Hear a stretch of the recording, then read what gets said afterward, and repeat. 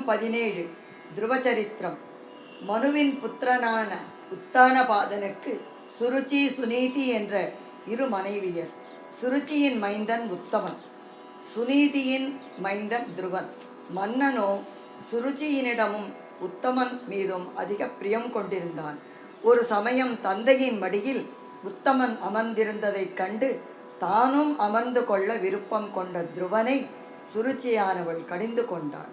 மனமுடிந்து தன் தாயிடம் முறையிட்ட துருவனை சமாதானப்படுத்தி தங்கள் திருப்பாதங்களே கதி என உபதேசித்தாள். அவனும் தங்களை ஆராதிக்க நிச்சயித்து காட்டிற்கு சென்றான்.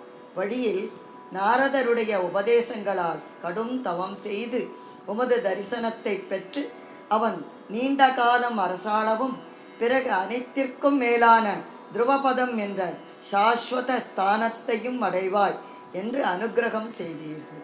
உத்தானபாதன் பதே மனுநந்தனஸ்ய ஜாயா பபூவ சுருச்சிர்நிதராமபீஷ்டா அன்யா சுனீதிரிதி பர்துரநாத்ருதா சா த்வாமேவ நித்யபகதி சரணம் கதாபூத். அங்கே பிதுः சுருச்சிபுத்திரகமுத்தமம் தம் திருஷ்ட்வா த்ருவः கில சுனீதிசுதோதிரோஷ்யன் ஆசிட்சிவே கில சிசுசுதராம் சுருச்யா துஸ்ஸந்த்யஜா கலு பவத் விமுகைர் அசூயா த்வன்மோகிதே பிதரி பஸ்யதி தாரவஸ்யே தூரம் துருக்தி நிகதः சகதோ நிஜாம்பாம் சாபி ஸ்வகர்மகதி சந்தரணாய பும்சாம் த்வத்பாதமேவ சரணம் சிசவே சசம்ச ஆகன்யசோபி பவதச்சன நிச்சிதாத்மா வாணி நிரேத்ய நகராத் கில பஞ்சவர்ஷக சந்திருஷ்ட நாரத நிவேதித மந்திரமார்கக த்வாமாரராத தபசா மதுகாந்ததாந்தே தாத்தே விஷண்ண ஹிருதயேன கரிம் கதேன ஸ்ரீநாரதேன பரிதான்பித சித்தவ்ருத்தௌ பாலஸ்த்வதர்ப்பித மனாக்ரமவர்த்திதேன நின்யேன கடோர தபசா கில பஞ்சமாசான் தாவத்தபோபல நிருச்வசிதேதி கந்தே தேவாதிதஸ்தமுதயத் கருணாத்ரசேதாः தத்ரோபசித்ரசநிலீனமதே புரஸ்தாத் ஆவிர்பபூவித விபோ கருடாதிரூடக. சர்வத்ர கோவிந்த நாம சங்கீர்த்தனம் கோவிந்த கோவிந்த.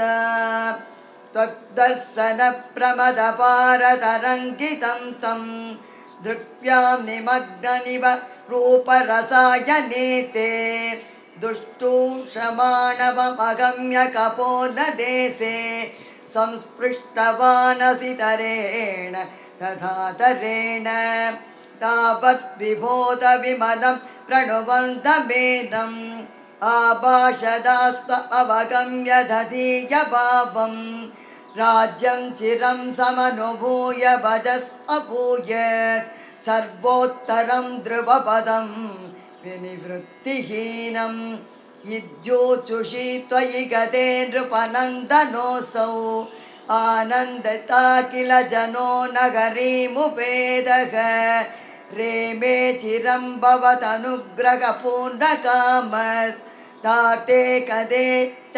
वनभाद्रतराज्यपारः यक्षेण देवनिगदे पुनरुत्तमेऽस्मिन् यक्षै स युद्धनिरतो विरतो मनुक्त्या सान्ध्या प्रसन्नहृदयात्तनदाधु वेदात् त्वद्भक्तिमेव सुदृढाम् अवृणोन्महात्मा अन्ते भवत्पुरुषनीत विमानयातो मात्रा समं ध्रुवपदे मुदितो यमास्ते एवं सपृत्य जनपालनलोलधिस्त्वं वातालयाधिपनिरुन्धि ममामयौका श्रीहरये नमः सर्वत्र गोविन्दनामसङ्कीर्तनं गोविन्द गोविन्द